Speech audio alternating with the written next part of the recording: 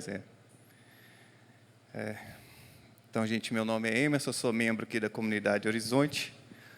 Hoje nós vamos continuar a nossa minissérie, dedicação às práticas da igreja primitiva. Domingo passado o Jeff fez a primeira parte. Vocês devem se lembrar que essa série é um spin-off da nossa série de Atos, e no mês que vem, se Deus quiser, a gente volta para a série de Atos. Eu estou falando que ela vem da série de Atos porque vocês devem se lembrar que no início da série de Atos, lá em Atos 2, nós vimos que os membros da igreja primitiva eles se dedicavam ao ensino dos apóstolos, à comunhão, ao partir do pão e às orações. Nesse versículo de Atos 2, nós vimos isso. E teve um comentário que eu achei muito interessante, o Jeff até citou de novo do Muller, que ele diz, eu vou ler aqui, esse versículo é paradigmático para entendermos a igreja apostólica e também o que as igrejas devem priorizar em nosso tempo. As igrejas devem lembrar-se sempre de avaliar as suas prioridades à luz dessas palavras. Para que uma comunidade seja autêntica igreja do Senhor Jesus Cristo, é necessário que inclua essas 4 atividades, o ensino, a comunhão, partir do pão e as orações. E a nossa série é sobre essas 4 atividades. Na semana passada, o Jeff falou sobre o ensino da palavra. Hoje nós vamos falar sobre oração e nos próximos domingos vai ser comunhão e generosidade, que é a ideia do partir do pão. Na semana... só lembrando aqui, o Jeff pediu a gente, no domingo passado, para a gente refletir como estamos como igreja com relação a essas atividades e como eu estou na prática e na dedicação a essas 4 atividades. Então, hoje, nós vamos também fazer essa reflexão em cima da oração. Então, deixa eu orar para a gente começar. Pai, obrigado, que o Senhor é o nosso Pai, Deus, o nosso Deus. Eu reconheço, Pai, como fomos ensinados, que sem Jesus nada podemos fazer, Pai. Por isso eu clamo que o Senhor nos ajude aqui agora, com o seu Espírito Santo, para a gente olhar para a palavra do Senhor, que é tão preciosa, Pai, e a gente aprender através dela, para continuarmos, Pai, amadurecendo como discípulos de Jesus, como filhos amados do Senhor, Pai. Por favor, nos ajude e remova qualquer impedimento, Pai, para a gente olhar a sua palavra, no nome de Jesus, Pai. Amém. Então, orar é falar com Deus. É uma definição bem simples.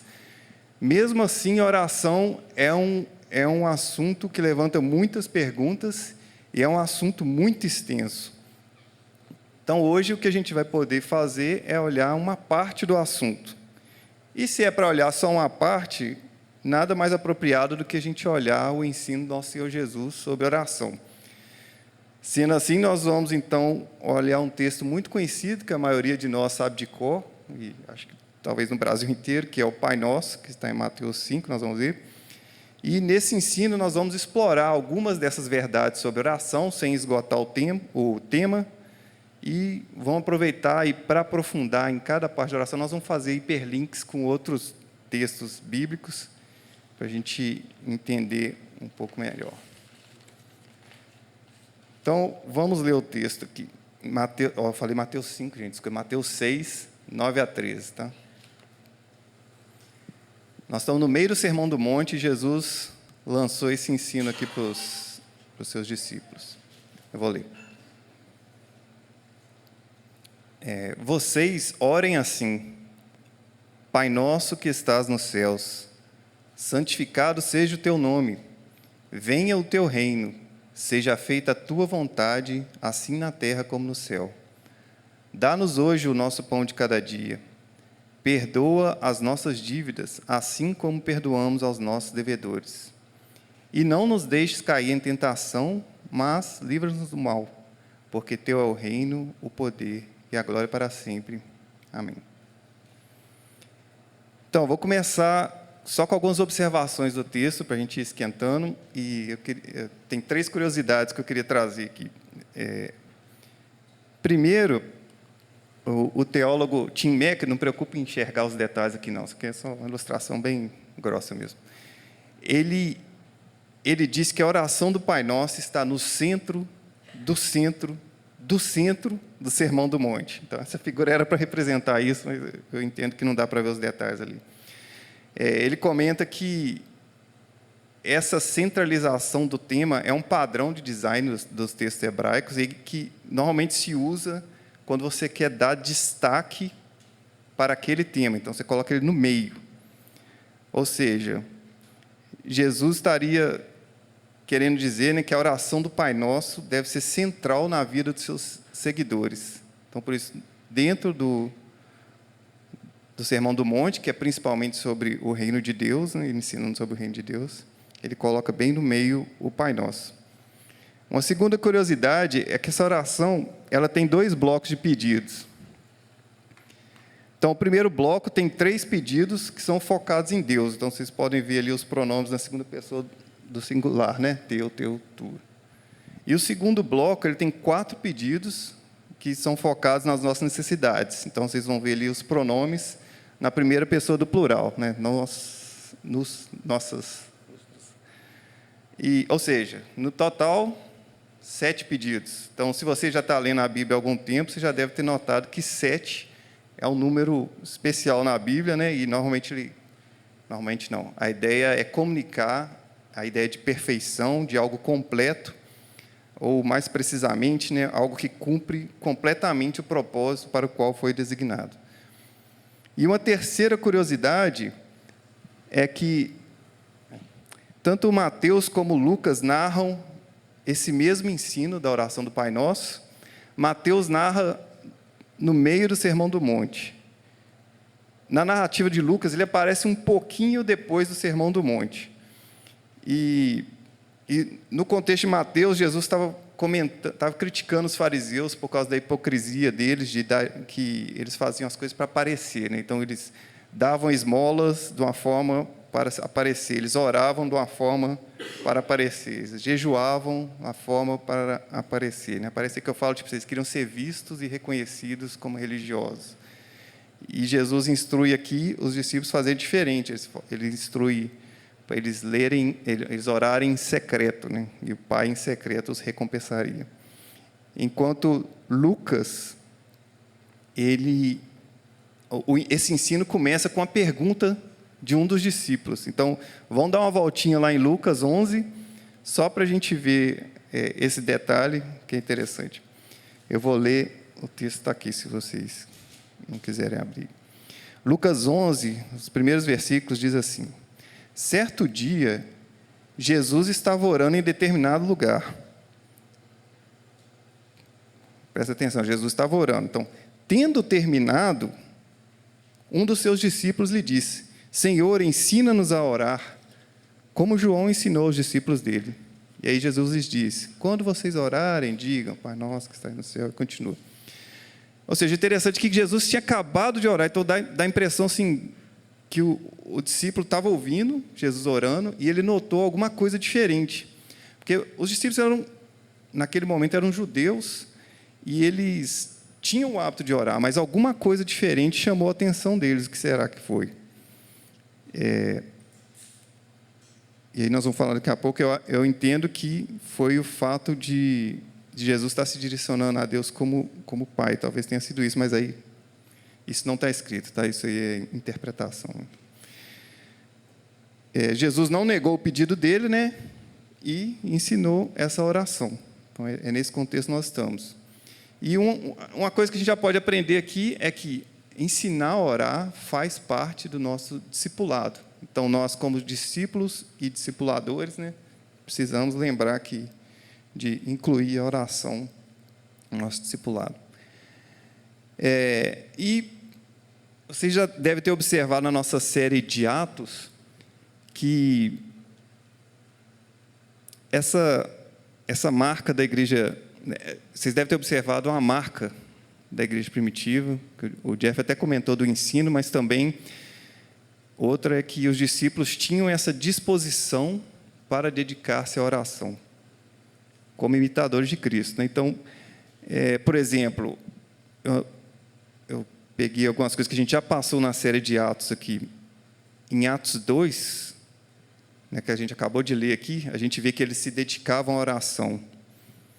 Em Atos 6, nós vimos como que eles trataram uma ameaça interna na igreja, quando teve aquele conflito entre os helenistas e os judeus, e era uma ameaça porque aquilo poderia interromper o ministério da palavra e as orações, então eles tiveram que tratar isso. Também mostra que eles se dedicavam às orações.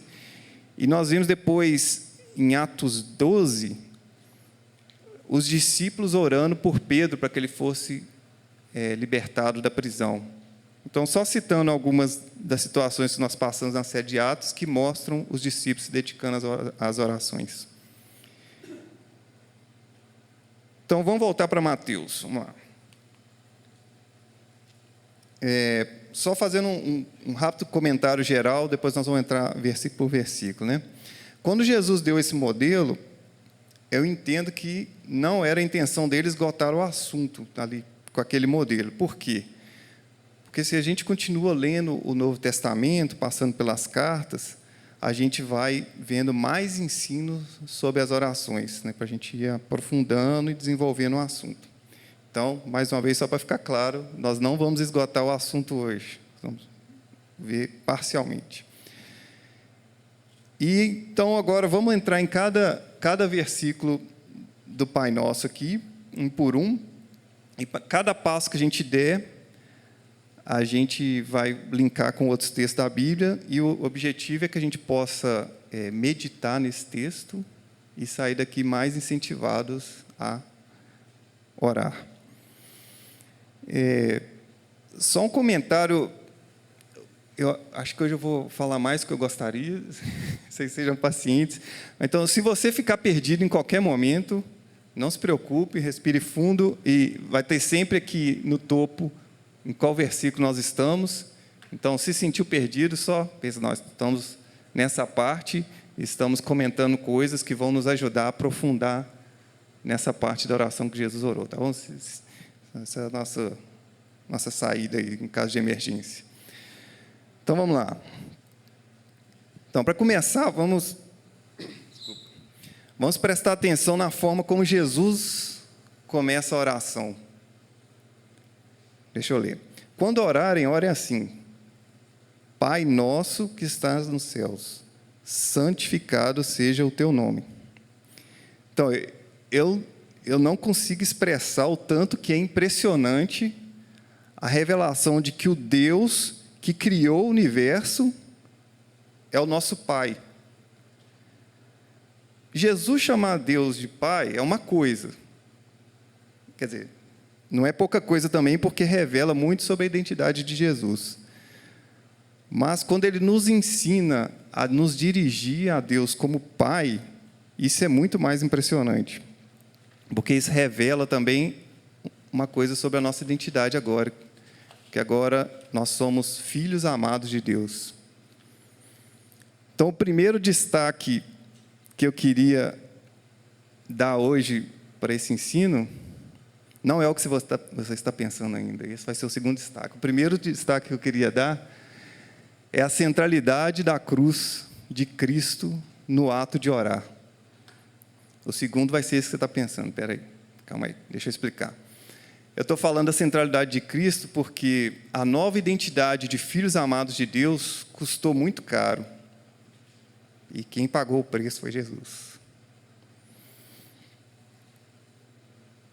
Quando Jesus morreu na cruz pelos nossos pecados, se ressuscitou, Ele derrotou o pecado, a morte, e restabeleceu o nosso relacionamento com Deus, o Pai, um relacionamento de pai e filho.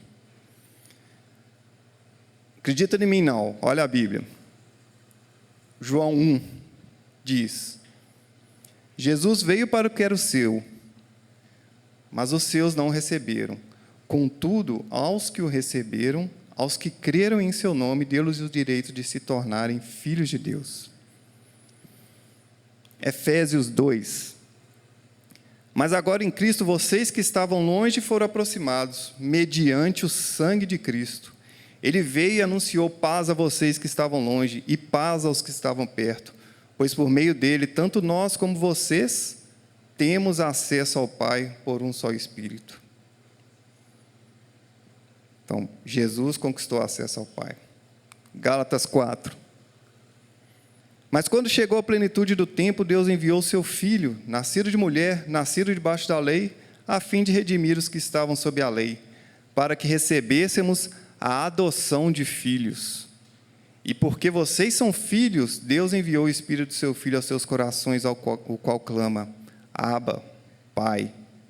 Esses versículos nos dizem que Jesus conquistou nosso acesso ao Pai, nossa adoção como filhos.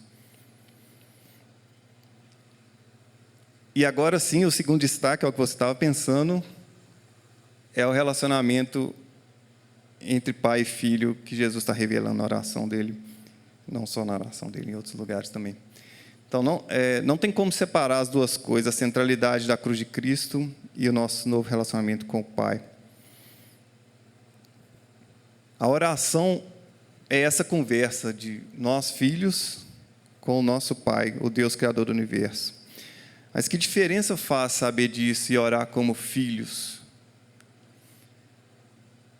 Bom, isso faz diferença porque a nossa oração passa a ser um relacionamento envolvendo todas as nossas afeições com o Pai, ao invés de ser só uma lista de pedidos. Ela faz diferença porque a oração torna-se uma relação de confiança com o Pai.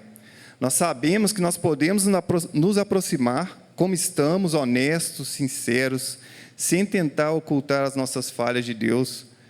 Nós podemos pedir ao nosso Pai e ouvir a resposta sem rebeldia, com confiança de que Deus sabe o que é melhor para nós, seja lá como responder a nossa oração. E vamos ver isso nos versículos bíblicos. Acredita em mim não, gente. Acredita na Bíblia. Hebreus 10 diz: sendo assim, aproximemo-nos de Deus com coração sincero e com plena convicção de fé, tendo os corações aspergidos para nos purificar de uma consciência culpada e tendo os nossos corpos lavados com água pura. Ou seja, eu pus esse versículo por causa dessa ideia de que a gente pode se aproximar com coração sincero. E Hebreus 4, assim sendo, aproximemo-nos do trono da graça com toda a confiança, a fim de recebermos misericórdia e encontrarmos graça que nos ajude no momento da necessidade. E sobre a ideia de ouvir a resposta sem rebeldia, em Romanos 8 diz: sabemos que Deus age em todas as coisas para o bem daqueles que o amam, dos que foram chamados de acordo com o seu propósito. E ainda, para a gente não se revoltar, Provérbios diz: há caminhos que parecem certo ao homem, mas no final conduz à morte. Ainda bem que a gente tem Deus para nos dar o melhor caminho. Então, orar como filhos também faz diferença, porque a oração passa a ser um momento de alegria e de refúgio na presença do Pai. Eu gostei muito do salmo que o Elton falou hoje, e eu vou acrescentar mais esses dois aqui. Salmo 62, confie nele em todos os momentos, ó povo, derramem diante dele o coração, pois ele é o nosso refúgio. E no Salmo 142 diz: clamo a ti, Senhor, e digo: tu és o meu refúgio, és tu que tenho na terra dos viventes. Dá atenção ao meu clamor, pois estou muito abatido. E orar como filho faz diferença até teologicamente, porque Jesus nos ensina a orar como Deus, orar a Deus como um Pai, é libertador, gente. Essas duas palavras, Pai Nosso, olha só, muitas mentiras caem por terra, só por causa dessas duas palavras. A gente acabou de cantar aqui que Jesus, com o poder da palavra, ressuscita os mortos. E não só isso, ressuscitar os mortos é muito mais impressionante, mas também com essas duas palavras, muitas mentiras caem por terra. Eu achei uma citação desse teólogo aqui, Ángel Rodrigues, que eu achei muito interessante, eu quero ler para vocês. A oração começa com a afirmação de que há um Deus e que nós podemos nos comunicar com Ele. Essa declaração descarta o deísmo, que é uma ideia que roda por aí, né? Que afirma Deus ter abandonado o mundo depois de terminar a sua obra criadora, e também descarta o panteísmo, que é um conceito que diz que Deus é um poder impessoal que permeia todas as coisas, inclusive nós. E ela também, orar assim, é diferente da meditação oriental, que busca integração com a consciência cósmica, enquanto que Jesus está nos ensinando aqui é buscar comunhão com Deus pessoal. Ou seja, duas palavras, gente, de Jesus jogando por terra distorções históricas da realidade. Isso é libertador. E esse vocativo Pai Nosso também revela que devemos nos dirigir ao Pai. Então, quando nós oramos, não tem nada na Bíblia que nos proíba isso, mas nesse ensino a gente vê que a gente não ora ao Filho, ao Espírito Santo, a gente não ora a anjos, apóstolos. Eu passei sem querer aqui, desculpa. A gente não ora a imagens, astros, sol, não sei o que, não. A gente ora ao Pai. E, ao mesmo tempo, tem outros versículos que revelam que, de alguma forma, mesmo a gente se dirigindo ao Pai, toda a Trindade participa do processo da oração. Então, deixa eu ler 2 versículos aqui para vocês de Romanos, que nos ensinam isso, né? Romanos 8, 34, diz: foi Cristo que morreu, e mais, que ressuscitou e está à direita de Deus e também intercede por nós.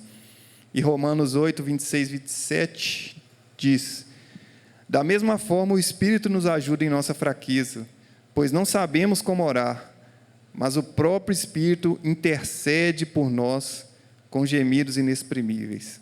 E aquele que sonda os corações conhece a intenção do Espírito, porque o Espírito intercede pelos santos de acordo com a vontade de Deus. Espero que isso incentive vocês. Às vezes a gente quer achar as palavras certas, a gente hesita em orar, mas olha essa palavra: o Espírito intercede por nós. E não podemos separar, né, esse vocativo do Pai Nosso do que vem logo a seguir, que é o Pai Nosso que estás no céu, santificado seja o teu nome.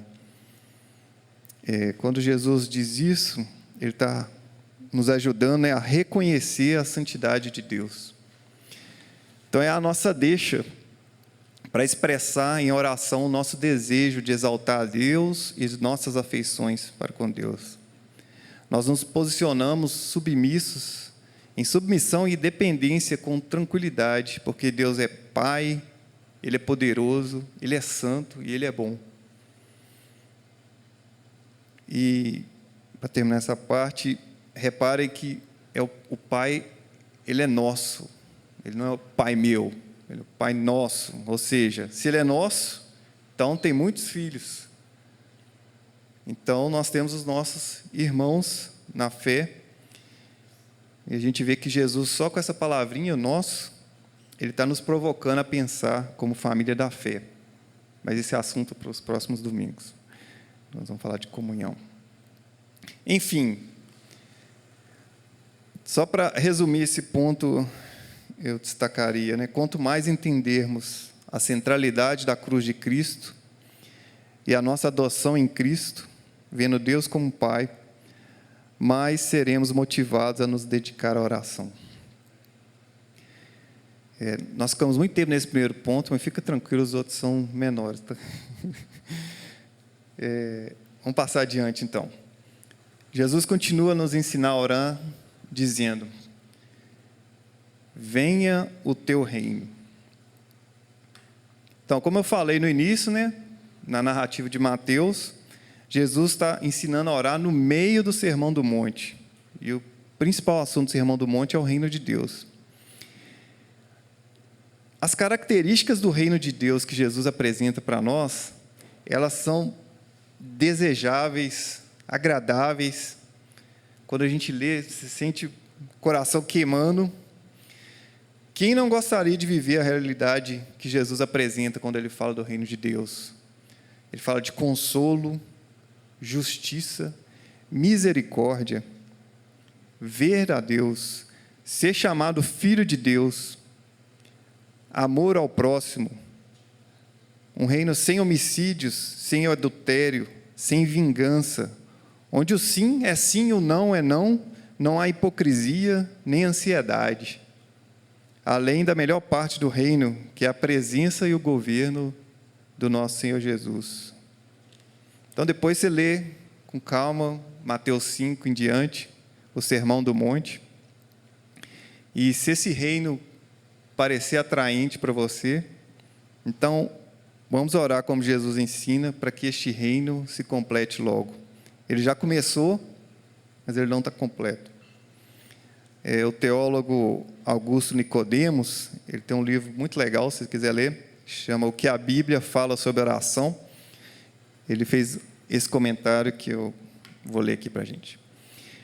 Jesus deseja que seus discípulos orem para que o reino de Deus venha, para que a obra da redenção seja completa, para que o Senhor retorne em glória, inaugurando novos céus e nova terra. Significa que devemos orar por missões e pela evangelização do mundo, pois é através da sua palavra que nosso Deus exerce seu domínio sobre o coração das pessoas. Então, adiante. Depois Jesus nos ensina a orar assim, que é intimamente ligado com a ideia do reino. Seja feita a tua vontade, assim na terra como no céu.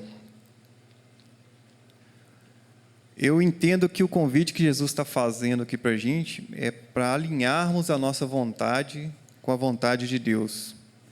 Mas como que a gente faz esse alinhamento? Como nós sabemos se nossa vontade está alinhada com a vontade do Pai?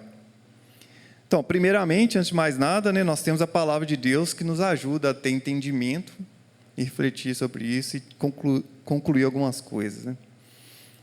Semana passada o Jeff falou um pouco. Mas tem uma outra coisa que nós podemos usar. Nós podemos aprender a nos alinharmos com Deus, interagindo com Ele. Como que a gente faz isso? Vamos ver algumas pistas bíblicas aqui para nos ajudar. Primeiro nós vamos falar sobre pedidos de oração, depois nós vamos falar sobre respostas de oração, e aí nós vamos ver uma outra chance que Deus nos dá de alinhar a nossa vontade com a vontade dEle. Primeiro, vamos estabelecer que Jesus e Paulo, nos textos que eu vou mostrar, eles nos encorajam a fazer pedidos ao Pai. Então, eles afirmam que a gente deve chegar a Deus e fazer pedidos. Então, um texto que a gente viu aqui na nossa série 11 perguntas de Jesus, acho que com o Joel, se não me engano, Mateus 7, de 7 a 11. Peçam e lhes será dado, busquem e encontrarão, batam e a porta lhes será aberta. Pois todo o que pede, recebe, o que busca, encontra, e aquele que bate, a porta será aberta. Qual de vocês, se seu filho pedir pão, lhe dará uma pedra? Ou se pedir peixe, lhe dará uma cobra? Se vocês, apesar de serem maus, sabem dar boas coisas aos seus filhos, quanto mais o Pai de vocês que está nos céus dará boas coisas àqueles que lhe pedirem. Então, Jesus está falando, peçam. E Paulo também, em Filipenses 4, nos incentiva a levar nossos pedidos a Deus, olha só. Acho que é 4:4. Não andem ansiosos por coisa alguma, mas em tudo, pela oração e súplicas, e com ação de graças, apresentem seus pedidos a Deus.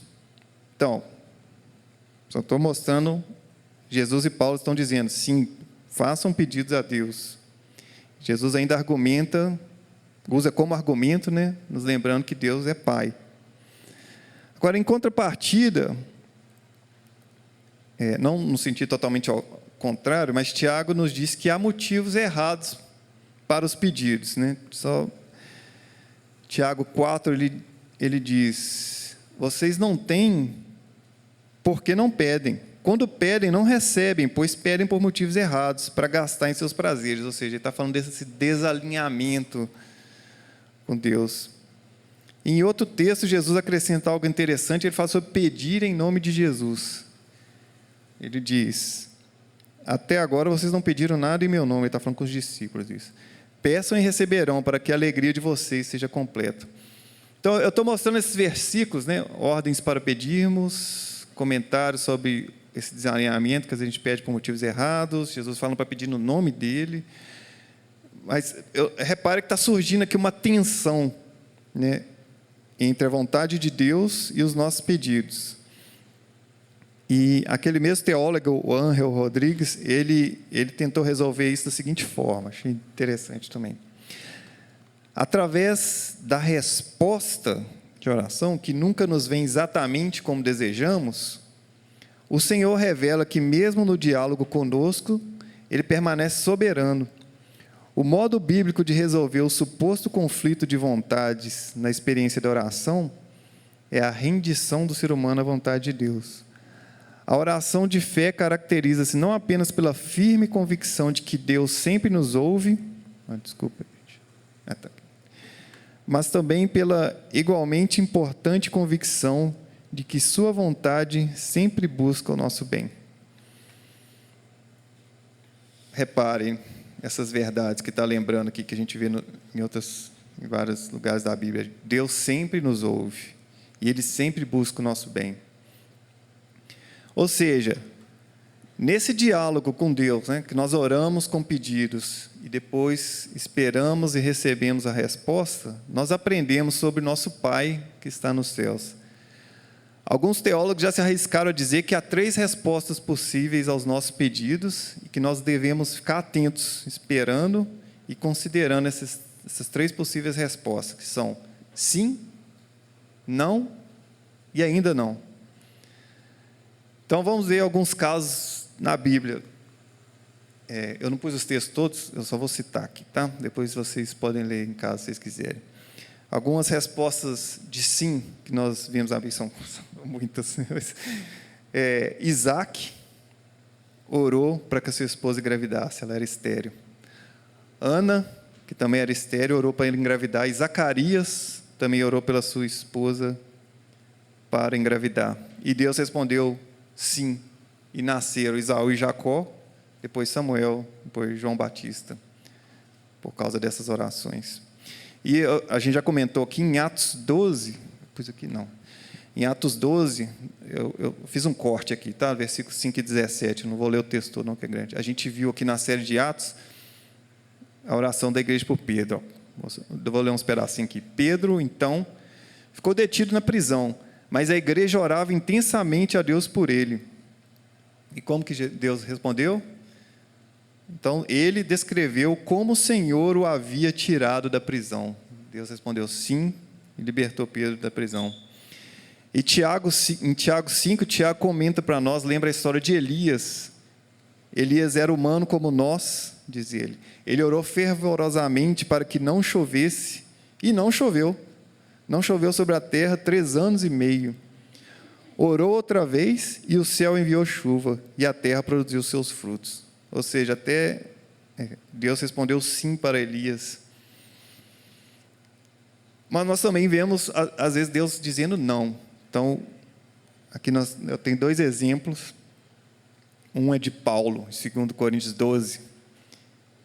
Acho que todo mundo conhece essa passagem. Para impedir que eu me exaltasse por causa da grandeza dessas revelações, foi-me dado um espinho na carne, um mensageiro de Satanás para me atormentar. 3 vezes roguei ao Senhor para que o tirasse de mim, mas ele me disse: a minha graça é suficiente para você, pois o meu poder se aperfeiçoa na fraqueza. Ou seja, não. Deus não responde, não, disse não para Paulo. Para Paulo, então, se eu orar e Deus não falar não, não precisa estar. E, para piorar ou para melhorar, em Mateus 26, nós vemos Jesus orando. Indo um pouco mais adiante, Jesus prostrou-se com o rosto em terra e orou: meu Pai, se for possível, afasta de mim esse cálice. Contudo, não seja como eu quero, mas como tu queres. E esse versículo é impressionante. Jesus orou: passar de mim esse cálice. Ele estava falando da crucificação, mas ele sabia que a resposta de Deus seria não. E ele estava absolutamente alinhado com Deus, porque Deus Pai, o Filho e o Espírito Santo são um só Deus. Então, não se surpreendam com o não, ele serve para nos ensinar e discipular. E o ainda não é um caso mais difícil de achar, eu vou comentar um aqui, é interpretativo, tá?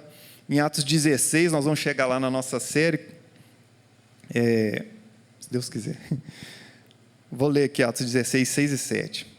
Paulo e seus companheiros viajaram pela região da Frígia e da Galácia, tendo sido impedidos pelo Espírito Santo de pregar a palavra na província da Ásia. Quando chegaram à fronteira da Mísia, tentaram entrar na Bitínia, mas o Espírito de Jesus os impediu. A gente vai ver na narrativa, principalmente quando Paulo e Barnabé são enviados aos gentios, que normalmente a gente vê eles tomando as decisões em oração, durante o tempo de adoração e ouvindo o Espírito. Então, nesse momento, o Espírito Santo falou que não era para eles chegarem àquele local, não era tempo ainda não, do Evangelho chegar através deles naquele local. E estou citando esses exemplos para dizer que, da mesma forma, Deus responde às nossas orações com sim, não e ainda não. Se você tem orado, eu acho que você já deve ter experimentado isso. E quando nós meditamos nessas respostas, nós entendemos melhor quem é Deus, como é nossa relação com Ele e o que está alinhado com a vontade dEle. E Ele vai transformar os nossos desejos dessa forma, desde que nós estejamos dispostos a nos submeter à vontade dEle. Então, adelante. Jesus nos ensina a orar assim. Esse ponto foi o que eu mais gostei de preparar. Dá-nos hoje o nosso pão de cada dia. Então, com essas palavras, Jesus reconhece a soberania de Deus na provisão do nosso sustento. Ele está fazendo um convite para que a gente confie em Deus para suprir as nossas necessidades um dia de cada vez. Além disso, Ele está nos ajudando a cultivar um hábito de gratidão diária, olhando para cada momento como um presente de Deus. Estava meditando sobre isso e eu acho que é bem mais profundo do que o sustento. Embora Jesus esteja usando as palavras, se direcionando ao sustento de cada dia, alimento, isso está na base das nossas necessidades. Então, consequentemente, eu acho que se revela a nossa total dependência de Deus em todas as coisas. Então, aqui tem um ponto que eu queria dar muito destaque, especialmente para mim mesmo, mas acho que para todo mundo. A oração revela a minha percepção da minha dependência de Deus. O que eu quero dizer com isso? Qualquer tema, gente, o que eu oro revela onde eu estou dependendo de Deus. E os assuntos sobre os quais eu não oro me revela onde eu acho que eu não dependo de Deus. Então, quando eu busco a Deus para qualquer questão que seja, eu estou buscando sabedoria dEle e honrando a Deus como o meu Deus e o meu Pai. Do outro lado, Emerson? Quando eu não oro, eu estou esquecendo ou até desprezando o meu Senhor. Olha o que Jesus diz em João 15. Pois aqui, que bom, João 15, 5. Eu sou a videira, vocês são os ramos. Se alguém permanecer em mim e eu nele, esse dá muito fruto. Muito fruto. Pois sem mim, vocês não podem fazer coisa alguma.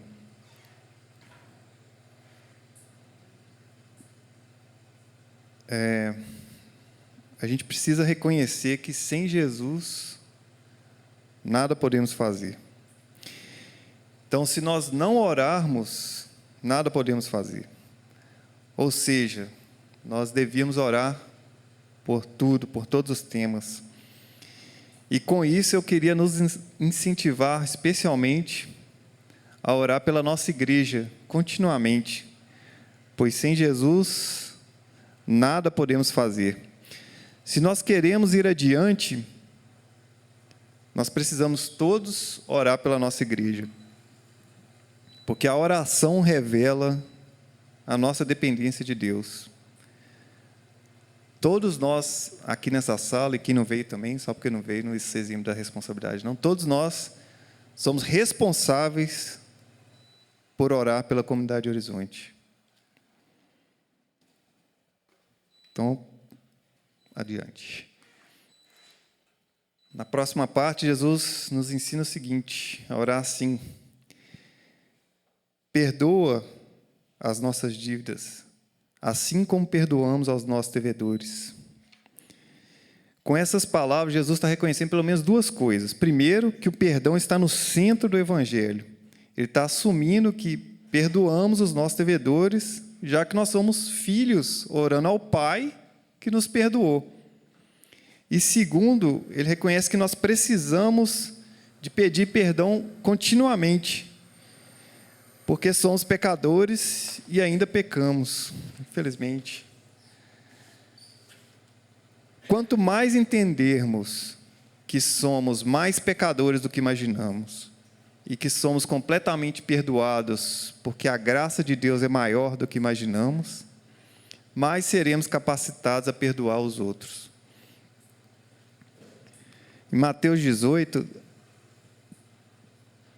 Pedro pergunta a Jesus: Senhor, quantas vezes deverei perdoar meu irmão quando ele pecar contra mim? Obrigado. Até 7 vezes? Jesus respondeu: eu lhe digo, não até 7, mas até 70 vezes 7.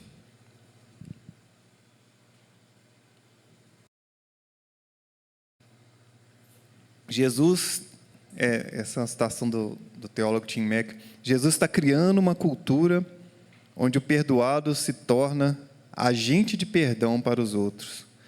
Nós somos os perdoados perdoadores. E o perdão tem que ser, gente, um tema presente constantemente nas nossas orações.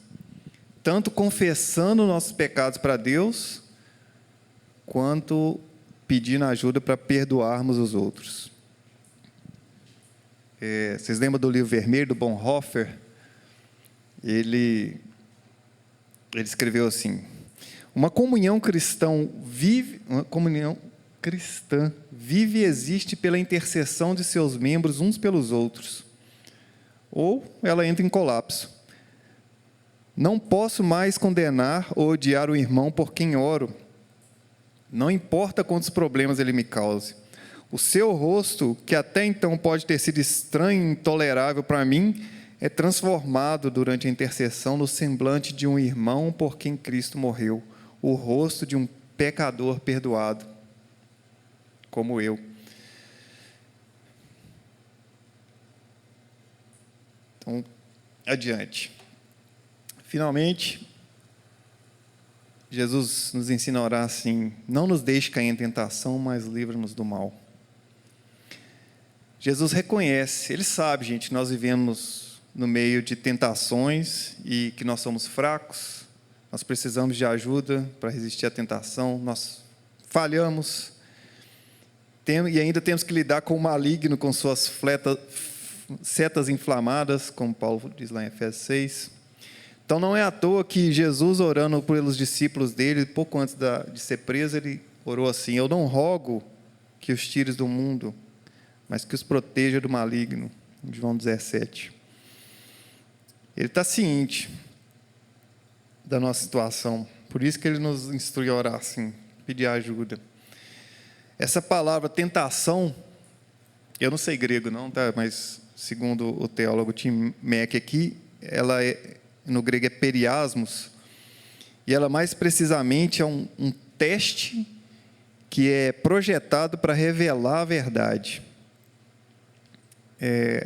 Eu espero que o pessoal do Bible Project não me processe, porque eu vou ler aqui um trecho que eu copiei na tora deles, que eu acho que ajuda muito a gente refletir sobre esse finalzinho da oração aqui. Deixa eu ler. Na Bíblia, os testes de Deus têm um propósito positivo para revelar o caráter de uma pessoa e convidá-la a um relacionamento de confiança. Os testes que eu estou substituindo aqui no lugar da tentação, eles podem ser difíceis ou dolorosos. E, geralmente, tem uma vozinha me cutucando para escolher o caminho mais fácil diante do teste. Porque fazer o que é certo tem um custo muito alto. Jesus disse que esta é a voz do maligno. Então, quando o teste vier e nós ouvirmos aquela vozinha, devemos pedir por livramento. Aquela voz distorce o teste, tornando uma armadilha, e nos força a decidir em qual voz vamos confiar. Jesus também sabe que até mesmo uma vida normal é cheia de momentos de escolhas que nos forçarão a confiar em Deus ou em outra coisa. E então, quando nos virmos diante de uma provação ou teste, Jesus nos urge a pedir por proteção contra as mentiras do maligno. Então, isso é uma tradução de um vídeo do Bible Project. Né? Ou seja, nós devemos orar para que no momento do teste nós possamos escolher o caminho de Jesus. Então, para terminar, queria desafiar vocês com essas 3 práticas aqui para os próximos dias. A primeira, só nos próximos dias, gente, orar com esses 7 pedidos em mente de Jesus. Volta lá no Pai Nosso, lê cada um, tenta lembrar do que nós estamos falando. Eu sei que foi muita coisa, foi mal. Mas ore com as suas próprias palavras, tente ser detalhado. O objetivo é qual? É experimentar a oração da forma como Jesus ensinou e meditar e aprender sobre isso. Não estou falando para a gente sempre orar assim, que essa é a única forma de orar. Não, a gente continua lendo o Novo Testamento, nós vamos ver pessoas orando de formas completamente diferentes. Inclusive, em João 15, a oração de Jesus é bem diferente. Só estou sugerindo fazer isso nos próximos dias para meditar. A segunda sugestão de prática aqui é orar sem cessar pela nossa igreja. Repetindo, todos nós somos responsáveis por orar pela nossa igreja. E a terceira é orar em todas as circunstâncias da sua vida. Pequenas orações, curtas e espontâneas ao longo do dia. Não precisa fechar o olho, não precisa sair de onde você está. Ore na sua mente, dá uma olhada lá na narrativa, no livro de Neemias, como que ele orou diante do governador, ele lá conversando com o governador e orando. Ó Senhor, me ajuda aqui. E também ore, separe momentos de oração programados e reservados, com disciplina, diariamente. Como o Piper falou, acho que está aí. Se você só tiver espontaneidade, você não terá por muito tempo, porque o fruto da espontaneidade cresce no jardim da disciplina. Então, fechando, vocês já estão cansados de mim aqui, só citando 5 pontos das muitas coisas que eu falei aqui. Primeiro, que lembrar a centralidade da cruz de Cristo no ato de orar. Segundo, quanto mais entendermos essa centralidade e a nossa adoção em Cristo, mais seremos motivados a nos dedicar à oração. Terceiro, vamos orar com o desejo de experimentar o reino de Deus agora. Quarto, vamos alinhar a nossa vontade com a vontade de Deus, aprendendo através dos nossos pedidos e respostas e nos rendendo a Ele. E quinto, lembrar que a oração revela a nossa dependência de Deus. Orem pela comunidade Horizonte. Orem por tudo. Orem sem cessar. Tem muito mais para aprender sobre oração na Bíblia. Continuem, não pare por aqui. Boa sorte, mas nós estamos juntos aí para conversar sobre isso. E só terminando com essa paráfrase de novo do Tim Mack aqui. Eu espero que um dia a gente tenha alguns teólogos aí que chamam João, José, que esses caras têm uns dons muito difíceis. Mas ele falou assim, só para encerrar, que a oração de Jesus nos molda como um povo que deseja o reino de Deus. E nós podemos participar à medida que aprendemos a confiar em Deus, perdoar os outros e permanecer com fé nas promessas de Deus. Vou orar e a gente encerra. Ó Pai, obrigado pelo nosso Senhor Jesus Cristo, pelo que Ele conquistou na cruz por nós. Acesso direto ao Senhor, sermos chamados filhos de Deus. Que privilégio, Pai. Nós cantamos aqui sobre o nosso servo rei. Não faz sentido, Pai. Só o Senhor mesmo. Não nos deixa, Pai, desperdiçar esse privilégio, Pai. Ajuda-nos a aproveitar esse privilégio, Pai, de orar ao Senhor como Pai. Em nome de Jesus, Deus. Amém.